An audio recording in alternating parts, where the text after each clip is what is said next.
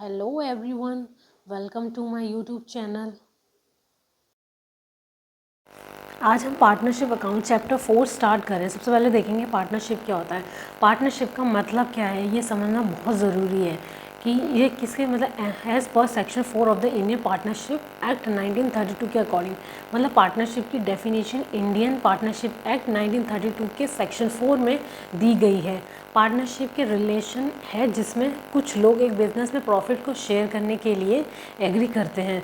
जैसे कि हम राम और श्याम ने एक बिज़नेस शुरू किया है जिसमें दोनों प्रॉफिट शेयर करते हैं। यह पार्टनरशिप का एक एग्जांपल समझ लो आप। ठीक है, पार्टनरशिप में दो या दो से ज़्यादा लोग होते हैं जो एक बिज़नेस में इन्वॉल्व होते हैं। पार्टनरशिप में लोग प्रॉफिट को शेयर करने के लिए एग्री करते हैं। पार्टनरशिप में बिजनेस को एक या सभी पार्टनर्स मिलकर चलाते हैं और सभी पार्टनर्स के लिए डिसीजंस लेते हैं।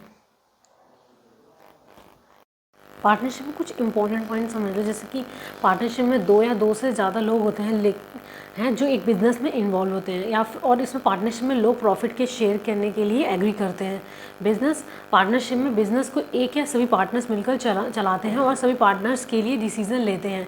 अब जैसे एग्जांपल और डीप में समझते हैं कि जैसे राम और श्याम का दिया था कि एक बिज़नेस शुरू किया है जिसमें राम मार्केटिंग का काम करता है और श्याम फाइनेंस का काम करता है। ठीक है, एक मार्केटिंग है तो दूसरा फाइनेंस का काम करता है। दोनों प्रॉफिट्स को शेयर करते हैं और बिजनेस के डिसीजंस में इन्वॉल्व होते हैं, दोनों के दोनों। अगर बिजनेस में प्रॉफिट होता है तो राम और श्याम दोनों प्रॉफिट्स को शेयर करते हैं। अगर बिजनेस में लॉस होता है तो दोनों लॉसेस को शेयर करते हैं। इस तरह से पार्टनरशिप में राम और श्याम दोनों एक दूसरे के साथ बिजनेस में इन्वॉल्व होते हैं, प्रॉफिट हो और लॉसेस को शेयर करते हैं। अब इसमें पार्टनरशिप अकाउंट्स के कुछ मेन फीचर्स पढ़ते हैं। एसेंशियल एलिमेंट्स, मतलब पार्टनरशिप्स के कुछ ज़रूरी एलिमेंट्स होते हैं जो इसकी डेफिनेशन स्ट्रक्चर को डिफाइन करते हैं। सबसे पहला क्या है इसमें कि देयर मस्ट बी टू और मोर पर्सन्स, मतलब पार्टनरशिप में कम से कम दो लोग होने चाहिए जो बिजनेस में इन्वॉल्व हों। एग्जाम्पल, राम एंड श्याम ने एक बिजनेस शुरू किया है जिसमें दोनों पार्टनर्स हैं। सेकंड पॉइंट क्या है, there must be an agreement. इसका मतलब क्या है कि पार्टनरशिप में लोगों के बीच एक एग्रीमेंट होना चाहिए जो बिजनेस के टर्म्स और कंडीशन को डिफाइन करता है। जैसे कि राम और श्याम ने एक पार्टनरशिप एग्रीमेंट साइन किया है जिसमें बिजनेस के टर्म्स और कंडीशंस डिफाइन किए गए हैं। थर्ड पॉइंट क्या है हमारा, there must be lawful business. मतलब लॉफुल बिजनेस का मतलब कि बिजनेस में लॉफुल होना चाहिए, यानी बिजनेस को एक लॉ के अनुसार चलाना चाहिए। राम और श्याम ने एक बिजनेस शुरू किया है जो लॉ के अनुसार है और लॉफुल है, मतलब जो भी कंडीशन होगी वो उसको फुलफिल करना ज़रूरी है। There must be sharing profits of business. इसमें क्या है कि पार्टनरशिप में लोग प्रॉफिट्स को शेयर करते हैं, यानी बिजनेस के प्रॉफिट्स को पार्टनर्स के बीच डिवाइड किए जाते हैं। एग्जाम्पल, राम और श्याम ने एक बिजनेस शुरू किया है जिसमें दोनों प्रॉफिट्स को शेयर करते हैं। There must be a mutual agency. There must be a mutual agency, that is the business must be either carried on by all, any of them acting for all. मतलब कि partnership में business को एक या सभी partners मिलकर चलाते हैं और सभी पार्टनर्स के लिए डिसीजंस लेते हैं। जैसे एग्जाम्पल समझते हैं कि राम और श्याम दोनों बिजनेस में इन्वॉल्व हैं और दोनों के डिसीजन बिजनेस के लिए इम्पॉर्टेंट हैं। आई होप कि आपको ये सारे पॉइंट समझ में आ गए होंगे। अब हमारा नेक्स्ट टॉपिक है पार्टनरशिप डीड। पार्टनरशिप डीड का मतलब क्या होता है कि पार्टनरशिप डीड एक रिटन एग्रीमेंट होता है जो पार्टनर्स के बीच में होता है। पार्टनरशिप डीड का मतलब एक तरीके से और मीनिंग समझते हैं। पार्टनरशिप डीड का मतलब है पार्टनर्स के बीच में एक रिटन एग्रीमेंट जिसमें बिजनेस के टर्म्स और कंडीशन डिफाइन किए जाते हैं। इंडियन पार्टनरशिप एक्ट 1932 के अकॉर्डिंग पार्टनरशिप डीड होना ज़रूरी नहीं है, लेकिन ये बेटर है कि रिटन डीड हो। रिटन डीड होने से फ्यूचर में कॉन्फ्लिक्ट से बचा जा सकता है। मतलब कोई भी लीगली टाइप में हम लड़ाई अच्छे से लड़ सकते हैं। ठीक है, पार्टनरशिप डीड पर सभी पार्टनर्स को सिग्नेचर करना होता है। पार्टनरशिप डीड में कुछ ज़रूरी टर्म्स होते हैं जो बिजनेस के लिए इम्पॉर्टेंट हैं। सबसे पहला है हमारा depreciation of the partners, names, descriptions and address of the partners. Partner deed में पार्टनर्स के नेम, डिस्क्रिप्शन और एड्रेस होना चाहिए। जैसे एग्जाम्पल समझते हैं कि राम और श्याम ने एक पार्टनरशिप डीड बनाया है जिसमें उनका नाम है, डिस्क्रिप्शन है, एड्रेस दिया गया है, ये सारी डिटेल उसके अंदर होती है। सेकंड पॉइंट क्या है हमारा, description of firm, name and address of the firm. पहले हमने हमारे पास जो पार्टनर है उनकी डिटेल होगी, दूसरे उसमें क्या होगा कि फर्म की इसमें डिस्क्रिप्शन होगा। फर्म का क्या होगा, पार्टनरशिप डील में फर्म का नाम और एड्रेस होना चाहिए। जैसे एग्जाम्पल समझते हैं कि राम और श्याम की कि फर्म का नाम है राम श्याम एंटरप्राइजेस है और एड्रेस दिल्ली है, ऐसे करके एग्जाम्पल बताओ। थर्ड पॉइंट क्या है हमारा, principal place of business, address of the principal place of business और प्रोफेशन। इसमें क्या होता है कि पार्टनरशिप डीड में बिजनेस का प्रिंसिपल प्लेस ऑफ बिजनेस का एड्रेस होना चाहिए। जैसे कि एग्जांपल से राम और श्याम की फर्म का प्रिंसिपल प्लेस ऑफ बिजनेस है, बिजनेस मतलब दिल्ली है, यहाँ पे क्या मेंशन किया, दिल्ली है। नेचर ऑफ बिजनेस क्या होना चाहिए, नेचर ऑफ बिजनेस और profession the firm purposes to carry on, मतलब कि पार्टनरशिप डीड में बिजनेस की नेचर डिफाइन करनी चाहिए। राम और श्याम की फर्म का बिजनेस ट्रेडिंग है, ऐसे ट्रेडिंग क्या हो गया इनका, एक उसका पर्पस पता चल गया कि क्या है वो, किस प्रोफेशन है, उसका बिजनेस क्या है वो होना चाहिए। फिफ्थ पॉइंट क्या है हमारा, commencement of partnership, date of commencement of partnership, मतलब स्टार्टिंग पॉइंट वो बता रहे हैं। पार्टनरशिप डीड में पार्टनरशिप की कमिंसमेंट डेट डिफाइन करनी चाहिए, क्योंकि अब से आपने स्टार्ट करा है कि बिजनेस स्टार्ट कब से हुआ, कमिंसमेंट मतलब स्टार्टिंग की। जैसे एग्जांपल से राम और श्याम की पार्टनरशिप की कमिंसमेंट डेट 1 अप्रैल 2000 मतलब अभी मान लो 2024 है कि ऐसे करके, ठीक है, कैपिटल। फिर हमारा नेक्स्ट पॉइंट है हमारा capital contribution, the amount of capital to be contributed by each partner and also whether the capital account shall be fixed or fluctuation। मतलब इसमें क्या है कि कैपिटल कॉन्ट्रीब्यूशन मतलब पार्टनरशिप डीड में कैपिटल कॉन्ट्रीब्यूशन डिफाइन करना चाहिए। इसमें मतलब कहने एग्जांपल समझते हैं कि राम ने 1 लाख रुपए का कैपिटल कंट्रीब्यूट किया है और श्याम ने 50,000 रुपये का कैपिटल कंट्रीब्यूट किया है, ऐसे पता चलेगा मतलब कैपिटल कंट्रीब्यूशन की अमाउंट कितनी है इनकी। फिर है क्या हमारा next point, interest on capital, whether interest is to be allowed और on capital not should be written in the partnership deed. जैसे कि हमारे इंटरेस्ट ऑन कैपिटल की बात करें, पार्टनरशिप डीड में इंटरेस्ट ऑन कैपिटल डिफाइन करना चाहिए। राम और श्याम ने डिसाइड किया है कि कैपिटल पर 10% इंटरेस्ट दिया जाएगा, ये पहले से ही फिक्स कर लेते हैं वो लोग। फिर नेक्स्ट पॉइंट है हमारा interest on drawings, similarly if interest is to be charge on drawings it should be written in the partnership deed along with the rate of interest to be charge. मतलब कि partnership deed में interest on drawings define करना चाहिए। राम और श्याम ने decide किया है कि ड्राइंग्स पर 12% इंटरेस्ट चार्ज किया जाए। Profit sharing ratio to share profits और losses agreed by the partners, मतलब कि पार्टनरशिप डीड में प्रॉफिट शेयरिंग रेशियो डिफाइन करना चाहिए। उसके राम और श्याम ने डिसाइड किया है कि प्रॉफिट को 50-50 के रेशियो में शेयर किया जाएगा, मतलब 1:1 के उसमें भी 50-50 मतलब कि आधा उसका आधा, जैसे 1:1, अगर 2 पार्टनर तो 1:1 में, ठीक है। नेक्स्ट पॉइंट है हमारा interest on loan, if a partner has advance loans beside his capital with interest be allowed to him, if yes what will be the rate. Interest on loan मतलब कि partnership deed में interest on loan define करना चाहिए। राम ने firm को 2 लाख रुपए का loan दिया है और इंटरेस्ट की रेट 15% है। अमाउंट ऑफ नेक्स्ट पॉइंट है हमारा amount of salary commission etcetera, if a partner is to be paid salary commission etcetera it should be written in the partnership deed. Salary commission मतलब partnership deed में salary commission define करना है, इसके उसमें आपको detail में देना होना चाहिए। नेक्स्ट पॉइंट हमारा goodwill method by which goodwill of the firm will be valued at the time of admission, retirement और death of a partner. Next point हमारा accounting period, the date on which account shall be close every year. Normally accounts are close on 31st March every year because all entity are required by law to submit their income tax return for the year ended on 31st March। 14th है हमारा death of a partner, whether the firm continues और it to be disclose if a partner dies. Settlement of accounts, the manner in which accounts of partnership shall be settled in case of his their retirement, death और dissolve of the firm. अब इसके आगे जो भी कुछ points होंगे वो आगे चल के पढ़ा दूंगी मैं उसमें वीडियो में। आई होप कि आपको सारे पॉइंट समझ में आ गए होंगे। अब हम अपना नेक्स्ट टॉपिक देखते हैं, फिक्स कैपिटल अकाउंट मेथड। इसमें क्या होता है, फिक्स कैपिटल का मतलब है कि पार्टनर द्वारा इन्वेस्ट किया गया कैपिटल फिक्स्ड या अनचेंज रहते हैं जब तक कि पार्टनर और कैपिटल इंट्रोड्यूस नहीं करता है या अपने कैपिटल से विड्रॉ नहीं करता है। कि उसमें when fix capital account method is follow, 2 accounts that is capital account and current account for each partner are maintain. मतलब फिक्स कैपिटल अकाउंट मेथड में हर पार्टनर के लिए 2 अकाउंट्स मेंटेन किए जाते हैं, पहला कैपिटल अकाउंट और दूसरा हमारा करंट अकाउंट। कैपिटल अकाउंट क्या होता है, कैपिटल अकाउंट में कैपिटल से रिलेटेड ट्रांजैक्शंस रिकॉर्ड किए जाते हैं और कैपिटल ट्रांजैक्शन मतलब जैसे कि कैपिटल इंट्रोड्यूस या विड्रॉल के ट्रांजैक्शन कैपिटल अकाउंट में रिकॉर्ड किए जाते हैं। जैसे कि हम एग्जाम्पल समझते हैं कि राम ने एक बिजनेस में 1 लाख रुपए का कैपिटल इंट्रोड्यूस किया है जो उसके कैपिटल अकाउंट में क्रेडिट होगा। अब उसके बाद capital account of a partner continues to show same balances year after year unless further capital is introduce which is credited to his or her capital account or withdraw is made out of capital which is debited to the account. Partners के capital account balance तब तक same रहता है जब तक और capital introduce या withdrawal नहीं होता है।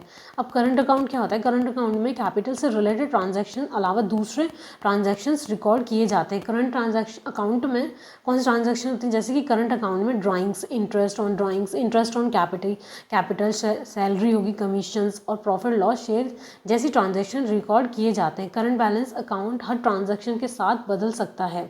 जैसे एग्जांपल से कि राम का करंट अकाउंट बैलेंस 50,000 रुपये है और उसमें 10,000 रुपये का ड्राइंग किया तो उसका बैलेंस 40,000 रुपये हो जाएगा। ऐसे चेंज होता रहता है। अब हमारा टॉपिक है फ्लक्चुएशन कैपिटल अकाउंट्स मेथड। इसमें क्या होता है? फ्लक्चुएशन कैपिटल मेथड में हर पार्टनर के लिए सिर्फ एक अकाउंट मेंटेन किया जाता है जिसमें कैपिटल अकाउंट कहते हैं। फ्लक्चुएशन कैपिटल मेथड में हर पार्टनर के लिए सिर्फ एक कैपिटल अकाउंट होता है। कैपिटल अकाउंट में सभी ट्रांजैक्शन रिकॉर्ड किए जाते हैं जैसे कि कैपिटल इंट्रोड्यूस या withdrawal, salary, commission, interest on capital, drawings, interest on drawings और प्रॉफिट और लॉस शेयरिंग। एग्जाम में समझते हैं कि राम ने बिजनेस में 1 लाख रुपये का कैपिटल इंट्रोड्यूस किया और 10,000 रुपये का ड्राइंग किया। दोनों ट्रांजैक्शन उसके कैपिटल अकाउंट में रिकॉर्ड होंगे। कैपिटल अकाउंट का बैलेंस हर ट्रांजैक्शन के साथ बदलता है। राम का मतलब एग्जाम समझते हैं कि राम का कैपिटल अकाउंट बैलेंस 1 लाख रुपये से स्टार्ट होता है और उसमें 10,000 रुपये का ड्राइंग्स किया तो उसका बैलेंस 90,000 रुपये हो जाएगा। बैलेंस शीट मतलब कैपिटल अकाउंट का बैलेंस क्रेडिट होने पर लायबिलिटी साइड पर दिखाया जाता है और डेबिट बैलेंस होने पर उसको एसेट साइड पर दिखाया जाता है। कि जैसे एग्जांपल कि राम का capital account balance 90,000 rupees credit है तो यह लायबिलिटी साइड पर दिखाया जाएगा।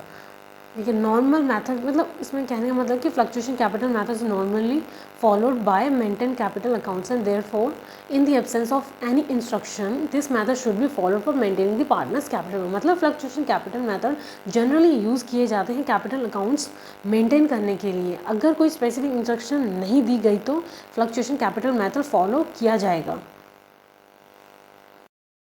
अब हम नेक्स्ट टॉपिक समझते हैं पार्टनर्स सैलरी या कमीशन। पार्टनर्स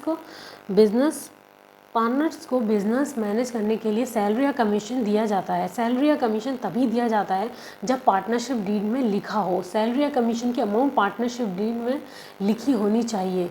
अगर पार्टनरशिप डीड में सैलरी या कमीशन के बारे में कुछ नहीं लिखा है तो यह अलाउ नहीं होता है। सैलरी या कमीशन प्रॉफिट का एप्रोप्रिएशन होता है, चार्ज अगेंस्ट प्रॉफिट नहीं। सैलरी या कमीशन अलाउ करने के लिए दोनों कंडीशंस मीट होनी चाहिए। पार्टनरशिप डीड में लिखा हो और फर्म ने प्रॉफिट कमाया हो। सैलरी की अमाउंट नॉर्मली एक फिक्स अमाउंट होती है, जैसे कि राम को हर महीने 10,000 रुपये का सैलरी दिया जाता है। कमीशन की परसेंटेज प्रॉफिट के बेसिस पर होती है। कमीशन की कैलकुलेशन दोनों तरह से की जा सकती है, नेट प्रॉफिट से भी और नेट प्रॉफिट बिफोर कमीशन या नेट प्रॉफिट आफ्टर कमीशन से भी की जा सकती है। एग्जाम्पल समझते हैं कि कैसे करके कि राम और श्याम ने एक बिजनेस शुरू किया है जिसमें राम को 10% कमीशन दिए जाते हैं नेट प्रॉफिट बिफोर कमीशन पर। अगर नेट प्रॉफिट 1 लाख रुपये है तो राम का कमीशन 10,000 रुपये होगा। क्योंकि कैसे करेंगे कि इसको 1 लाख मल्टीप्लाई 10% बोला तो 10/100 ये है नेट प्रॉफिट बिफोर। इसके अंदर कुछ भी मतलब सिंपल उसमें करेंगे, 1 लाख रखेंगे मल्टीप्लाई 10/100 और तो हमारा कितना आ जाएगा? 10,000 अमाउंट आ जाएगी। इसके मेथड मतलब इसका फॉर्मूला देखते हैं कि इसमें पहले दे रखा है हमारा फॉर्मूला कि percentage of net profit before charging commission. इसका फॉर्मूला क्या है कि net profit before commission rate of commission हो गया अपॉन 100। जैसे मैंने एग्जांपल में बताया था कि 10% हमारा बोल रखा है, कितना था? 1 लाख। अब यहाँ पे आप इसको नेट उस पर लिख दोगे 1 lakh multiply rate of commission कितना था? 10/100। तब हमारा कितना आ गया? 10,000 अमाउंट आ गया। अब सेकंड फॉर्मूले में क्या होगा? Net profit after charging commission. इसमें क्या होगा कि इसमें 1 लाख रखेंगे मल्टीप्लाई 10 रखेंगे और नीचे रहेगा 100 की जगह 110, मतलब 100 में प्लस करेंगे जितना भी रेट दिया होगा। तब उसके बाद इसकी अमाउंट कितनी निकल जाएगी? 9,090 रुपये, 9,090 रुपीज़ अमाउंट निकल जाएगी।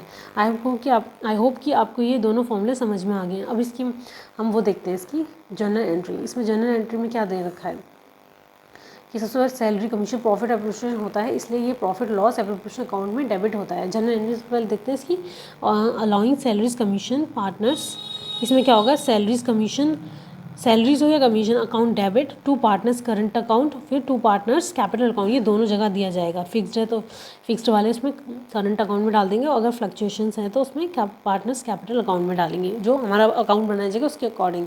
फिर उसके बाद सेकंड क्या है on closure of salaries commission, इसमें क्या होगा कि आपको इसमें क्या डालना है profit and loss appropriation account debit to partners salaries commission account. I hope कि आपको ये जनरल एंट्री और ये फॉर्मूला अच्छे से समझ में आ गया, ये टॉपिक भी। अगर आपको कोई दिक्कत है इसमें, मतलब क्या कोई प्रॉब्लम है, अगर समझ में नहीं आए तो आप मुझे कमेंट सेक्शन में पूछ सकते हैं।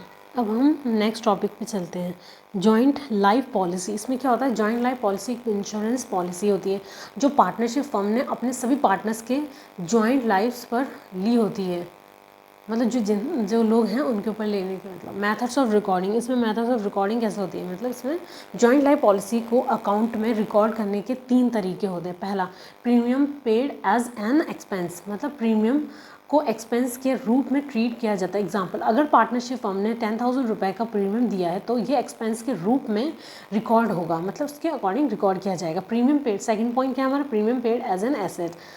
इसमें क्या आगे प्रीमियम को एसेट के रूप में ट्रीट किया जाता है, जैसे जिसमें सरेंडर वैल्यू को ध्यान में रखा जाता है। एग्जाम्पल, अगर पार्टनरशिप फर्म ने 10,000 रुपये का प्रीमियम दिया है और सरेंडर वैल्यू 5,000 रुपये है तो ये एसेट्स के रूप में रिकॉर्ड किया जाएगा।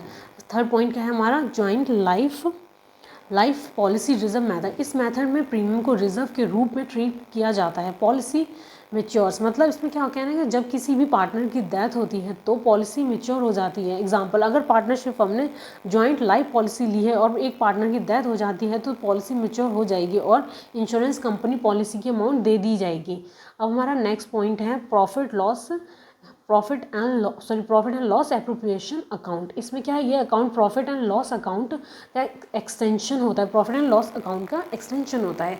इस अकाउंट में नेट प्रॉफिट, मतलब कि प्रॉफिट एंड लॉस अकाउंट से लिया गया क्रेडिट होता है, जो भी अमाउंट होती है प्रॉफिट एंड लॉस से ली गई है। इंटरेस्ट ऑन ड्राइंग्स में पार्टनर्स की ड्राइंग्स पर इंटरेस्ट भी क्रेडिट होता है। डेबिट, मतलब इस अकाउंट में interest on capital, partner salary और कमीशन डेबिट होती है। अगर पार्टनर डिसाइड करता है कि तो प्रॉफिट का एक हिस्सा रिजर्व में ट्रांसफ़र किया जा सकता है। प्रॉफिट डिस्ट्रीब्यूशन, मतलब बाकी बची हुई प्रॉफिट पार्टनर्स के बीच में उनके प्रॉफिट शेयरिंग रेशियो में डिस्ट्रीब्यूट होता है। अगर नेट प्रॉफिट, एग्जांपल जैसे अगर नेट प्रॉफिट 1,00,000 रुपये का है, इंटरेस्ट ऑन कैपिटल 10,000 रुपये है और पार्टनर सैलरी 20,000 रुपये है, तो profit and loss appropriation account में ये एंट्रीज होंगे। नेट प्रॉफिट 10,000 रुपये जो कि क्रेडिट में चल जाएंगे, इंटरेस्ट ऑन कैपिटल हमारा 10,000 है तो वो डेबिट साइड में चल जाएंगे, और पार्टनर सैलरी है तो वो 20,000 कहाँ चल जाएगी, हमारे डेबिट साइड में। बाकी प्रॉफिट 70,000 70,000 कहाँ से आएगा, 1 लाख हो गया, 10 लाख, 20,000 को माइनस करके हमारा 20 + 10 हो जाएगा 30,000, ये हो गया हमारा। इसको डायरेक्ट माइनस कर दें 1 लाख में, तो कहने का मतलब कितना आ गया हमारा 70,000। अब जैसे प्रॉफिट शेयरिंग रेशियो हमने 2:1 का होगा तो पार्टनर की, मतलब एक पार्टनर की कितनी अमाउंट हो जाएगी, 46,667 रुपये मिल जाएंगे उसको, और पार्टनर टू को कितने मिलेंगे, उसके 2 के रेशियो में होगा तो 23,333 रुपये मिलेंगे। आई होप कि आपको profit and loss appropriation account समझ में आ गया होगा। इसमें एंट्रीज़ के बारे में पढ़ेंगे, profit and loss appropriation account की। इसमें सबसे पहले है इंटरेस्ट ऑन ड्राइंग्स। इसमें क्या है हमारा सबसे इंटरेस्ट ऑन अकाउंट, इसमें पार्टनर्स कैपिटल और capital accounts are debit to interest on drawings account हो गया। फिर की ओपन एडजस्टमेंट एंट्री हो गया, उसकी क्लोजिंग एंट्री क्या होगी, interest on drawings account to profit and loss appropriation account होगा। सेकंड हमारा क्या, फॉर इंटरेस्ट ऑन कैपिटल, इसमें interest on capital account debit to partners capital account. फिर हमारी इसकी क्लोजिंग एंट्री क्या होगी, profit and loss appropriation account to interest on capital account. फिर क्या है हमारा थर्ड हमारी एंट्री है for partner salaries commission adjustment. इसमें पहली एंट्री क्या बनेगी, पार्टनर्स सैलरीज या फिर स्लैश करके commission account debit to concern partners capital और current, if capital accounts are fixed तब उसमें करंट कैपिटल अकाउंट लिखेंगे, नहीं तो इसको कैपिटल अकाउंट के तरह से इसको डाल देंगे इस अकाउंट में। क्लोजिंग एंट्री में profit and loss appropriation account debit to partners salaries या फिर कमीशन अकाउंट। फिर उसके बाद हमारी क्या है, टू ट्रांसफ़र टू रिजर्व। अगर रिजर्व की बात करी है तो उन्होंने profit and loss appropriation account debit to reserve account general और स्पेसिफिक नाम से आ जाएगा। फॉर ट्रांसफर, फॉर नेक्स्ट हमारी है for transfer of credit balance being profit की है कि profit and loss appropriation account debit to partners capital. अगर फिक्स्ड है तो करंट अकाउंट लिखेंगे, नहीं तो इसमें हम कैसे कैपिटल अकाउंट करेंगे। अंदर अब हम इसके अंदर profit and loss appropriation account का अकाउंट देखेंगे। बार कभी पूछ सकते हैं कि एग्जाम में कभी आगे कि डेबिट साइड में क्या आता है, क्रेडिट साइड में क्या आता है। सबसे पहले इसमें डेबिट साइड में क्या इंटरेस्ट ऑन कैपिटल आ गया, ए और बी का दे रखा होगा, पार्टनर सैलरीज आ गई, पार्टनर्स कमीशन आ गया, रिजर्व आ गया हमारा। अब जो भी हमारा बैलेंस होगा क्रेडिट साइड की ज़्यादा होगी और डेबिट साइड कम होगी तो हमारा क्या अमाउंट आएगा इसमें, तब टू प्रॉफिट ट्रांसफर टू ऐसे करके जो भी उनका शेयर होगा उसके अकॉर्डिंग उसको शेयर कर देंगे। क्रेडिट साइड में क्या आएगा, by profit and loss account हो गया। फिर इसमें जो कहाँ से हमने ले रखा होगा हमारा जो ट्रेडिंग अकाउंट से आया होगा, transfer from the profit and loss account से जो भी हमारा अकाउंट होगा, ठीक है। बाय इंटरेस्ट ऑन ड्राइंग संगे ए बी जितने पार्टनर्स हैं उनकी लिख देंगे। फिर उसके जब बैलेंस करेंगे तो क्रेडिट साइड में ऐसे करके हमारा आ जाएगा ये वाला। अब हमारा नेक्स्ट टॉपिक है गुडविल। सबसे पहला टॉपिक क्या है हमारा, गुडविल। गुडविल क्या होता है, गुडविल एक ऐसा इंटेंजिबल एसेट्स है जो बिजनेस को फ़ायदा पहुंचाता है और इसका प्रॉफिटेबिलिटी बढ़ाता है। ये बिजनेस को लोकेशन, कॉन्ट्रैक्ट, सप्लाईज और कस्टमर लॉयल्टी की वजह से हो सकता है। नेक्स्ट टॉपिक है हमारा इसमें परचेज गुडविल। परचेज गुडविल क्या होती है, परचेज गुडविल वो गुडविल होती है जिसके लिए बिजनेस ने पैसा दिया है। जैसे कि अगर एक बिजनेस दूसरे बिजनेस को खरीदता है और उसके लिए एक्स्ट्रा पैसा देता है तो वो एक्स्ट्रा पैसा परचेज्ड गुडविल के रूप में कंसिडर्ड होता है। फिर थर्ड हमारा सेल्फ जनरेटेड गुडविल। इसमें क्या होता है, सेल्फ जनरेटेड गुडविल वो गुडविल होती है जो बिजनेस ने अपने एफर्ट से बनाया हो। ये बिजनेस के अच्छे रेपुटेशन, कस्टमर लॉयल्टी और क्वालिटी प्रोडक्ट्स की वजह से हो सकते हैं। अब हम गुडविल के वैल्यूएशन के मेथड पर चलते हैं। सबसे पहला है हमारा मेथड्स ऑफ वैल्यूएशन ऑफ मतलब सिंपल एवरेज प्रॉफिट। इसमें क्या है, इस मेथड में एवरेज प्रॉफिट को कैलकुलेट किया जाता है और फिर उसको नंबर ऑफ ईयर्स परचेज से मल्टीप्लाई किया जाए। जैसे फॉर्मूला आपका लिख रखा है, गुडविल कैसे निकालेंगे, average profit multiply number of years purchase. फिर हमारा नेक्स्ट है वेटेड एवरेज प्रॉफिट मेथड। इसमें क्या होता है कि इस मेथड में प्रॉफिट को वेट के साथ मल्टीप्लाई किया जाता है और वेटेड एवरेज प्रॉफिट को कैलकुलेट किया जाता है। जैसे इसका फॉर्मूला क्या लिखा है, goodwill weighted average profit multiply number of years purchase. फिर आ गया सुपर प्रॉफिट मेथड। इसमें क्या होता है, इस मेथड में सुपर प्रॉफिट को कैलकुलेट किया जाता है और फिर उसको नंबर ऑफ ईयर्स परचेज से मल्टीप्लाई किया जाता है। इसका फॉर्मूला है यहाँ पे लिखा है goodwill equal to super profit multiply number of years purchase. Fourth point, capitalisation of average profit. इस मेथड में एवरेज प्रॉफिट को कैपिटलाइज किया जाता है और फिर नेट एसेट्स को सब्ट्रैक्ट किया जाता है। फॉर्मूला क्या है इसमें, goodwill capitalisation value minus net assets of business. Fifth point क्या है हमारा, कैपिटलाइजेशन ऑफ सुपर प्रॉफिट। इस मेथड में सुपर प्रॉफिट को कैपिटलाइज किया जाता है। फॉर्मूला कैसे, इसका फॉर्मूला क्या है कि goodwill equal to super profit multiply 100 upon में नॉर्मल रेट ऑफ रिटर्न आएगा। आई होप कि आपको ये पांचों पॉइंट समझ में आ गए होंगे। नेक्स्ट टॉपिक है हमारा एडमिशन ऑफ अ पार्टनर। नया पार्टनर को पार्टनरशिप में इंक्लूड करने के प्रोसेस होते हैं। जैसे कि अगर ए और बी एक पार्टनरशिप में हैं और सी को नया पार्टनर बनाते हैं, ये हो गया मेरा admission of a partners. Next point है न्यू प्रॉफिट शेयरिंग रेशियो। इसमें क्या होता है, नया प्रॉफिट शेयरिंग रेशियो सभी पार्टनर्स के बीच में फ्यूचर प्रॉफिट्स और लॉसेस शेयर करने का रेशियो होता है। जैसे कि ए बी सी दे रखा है, एग्जाम्पल समझते हैं कि जैसे हमारा दे रखा है ए बी और सी और इसमें ए बी सी दे रखा है, सी के लिए सेक्रीफाइस करते हैं। इसमें सेक्रीफाइसिंग रेशियो का मतलब जो ए बी कर रहे हैं वो शेयर करते हैं अपने सी को, क्या अपना सेक्रीफाइस करते हैं अपने शेयर्स को, ठीक है। गुडविल का मतलब यहाँ पे क्या गया, गुडविल एक इंटेंजिबल एसेट होता है जो बिजनेस के पास एफर्ट से बनता है और कंटिन्यूस प्रॉफिट लाता है। जैसे कि एक फेमस ब्रांड को गुडविल हाई होता है। फिफ्थ पॉइंट हमारा रीवैल्यूएशन ऑफ एसेट्स की वैल्यू को चेक करना कि करंट वैल्यू बुक वैल्यू से अलग तो नहीं है। जैसे कि अगर कोई मशीन बुक वैल्यू से ज़्यादा वर्थ है तो उसकी रेवोल्यूशन होती है। रीअसेसमेंट ऑफ लाइबिलिटीज़ को चेक करना है कि वो बुक वैल्यू से ज़्यादा है कम तो नहीं है। जैसे कि अगर कोई लाइबिलिटी बुक में कम लिखी है पर एक्चुअल ज़्यादा है। एग्जाम्पल आई होप कि समझ में आ गया। फिर हमारा रिवैल्यूएशन अकाउंट, इसमें क्या होता है कि यह अकाउंट एसेट्स और लाइबिलिटीज़ की रिवैल्यूएशन से प्रॉफिट लॉस कैलकुलेट करता है। जैसे कि अगर एसेट्स की वैल्यू बढ़ी तो प्रॉफिट होगा और यह अकाउंट में क्रेडिट होगा। अब रिजर्व मतलब क्या होता है? एक्यूमुलेटेड प्रॉफिट जो बिजनेस में रखे जाते हैं, जैसे कि कंपनी ने प्रॉफिट से कुछ रिजर्व बनाए हो सिक्योरिटीज़ में इन्वेस्ट करने के लिए। नेक्स्ट पॉइंट क्या है? Workman compensation reserve. इसमें क्या होता है? ये रिजर्व वर्कर्स को कंपनसेशन देने के लिए बनाए जाते हैं, जैसे कि फैक्ट्री वर्कर्स के लिए कंपनसेशन रिजर्व बनाए हो। नेक्स्ट पॉइंट क्या है? Investments fluctuations reserve. ये रिजर्व इन्वेस्टमेंट्स की मार्केट वैल्यू में फॉल होने पर उसे मीट करने के लिए बनाए जाते हैं, जैसे कि अगर इन्वेस्टमेंट की वैल्यू कम हो जाए तो यह रिजर्व करने में कवर करते हैं, मतलब जो भी लॉस हो हमारा उसको। आई होप कि आपको ये सारे पॉइंट समझ में आ गए। अगर कोई पॉइंट समझ में नहीं आता आप मुझे कमेंट सेक्शन में पूछ सकते हैं। अब हमारा रिटायरमेंट ऑफ पार्टनर। जब कोई पार्टनर फर्म से निकलता है डेथ के अलावा मतलब उसकी डेथ नहीं हुई, रिटायरमेंट ले रखा उसने, उसकी डेथ नहीं हुई है, ठीक है, तो इसे रिटायरमेंट ऑफ अ पार्टनर कहते हैं। एग्जांपल, अगर ए बी और सी पार्टनर्स हैं और ए रिटायर हो रहा है, किसी भी कारण से हो सकता है, किसी भी कारण से नहीं, उसकी एज होगी और जो उसने लिखा होगा, जो मेंशन किया होगा, उसके अकॉर्डिंग से। अब उसका नेक्स्ट पॉइंट क्या है हमारा? डेथ ऑफ अ पार्टनर की डेथ भी फर्म के रिकन्स्टिट्यूशन का कारण बन सकता है। एग्जांपल, अगर ए बी सी और सी पार्टनर्स हैं और ए की डेथ हो जाती है तो revaluation of assets. Next point क्या है? रिवैल्यूएशन ऑफ एसेट्स का। इसमें क्या होगा? एसेट्स की वैल्यू को चेक करना कि करंट वैल्यू बुक वैल्यू से अलग तो नहीं है। अगर कोई मशीन बुक वैल्यू से ज़्यादा वर्थ है तो उसकी रिवैल्यूएशन होती है।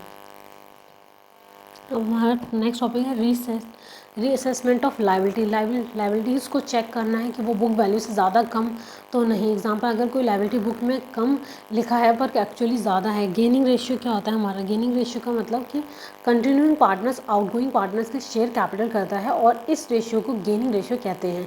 एग्जाम्पल कि अगर ए रिटायर करता है और बी और सी उसका शेयर एक्वायर करते हैं तो गेनिंग रेशियो कैलकुलेट होता है। न्यू प्रॉफिट शेयरिंग रेशियो क्या होता है? कंटिन्यू पार्टनर्स डिसाइड करते हैं कि वो profit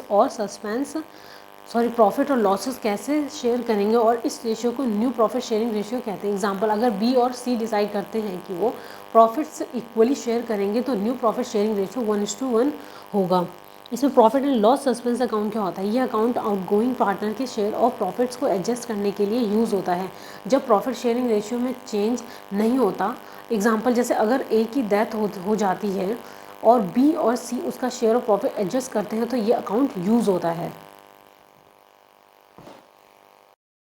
meaning of dissolution of firm. इसमें क्या होता है? Dissolution of the firm means closure of the firm and discontinuation of business. In other words, business relationship among all the partners come to an end. According to Section 39 of the Indian Partnership Act 1932, dissolution of the firm means dissolution of partnership among all the partners in the firm. Thus, in the event of dissolution of firm, all its assets are realized, liabilities are settled, and the balance, if any, is distributed among all the partners. कि मतलब क्या है? जब firm बंद हो जाती है और बिजनेस रिलेशनशिप सभी पार्टनर्स के बीच में ख़त्म हो जाता है तो इसे डिसोल्यूशन ऑफ फर्म कहते हैं। एग्जाम्पल, अगर ए बी और सी एक फर्म चलाते हैं और वो फर्म बंद कर देते हैं डिसोल्यूशन अपनी मर्जी से वगैरह ये सब कुछ, और अकॉर्डिंग किसके एक्ट है? ये section 39 of the Indian partnership act 1932।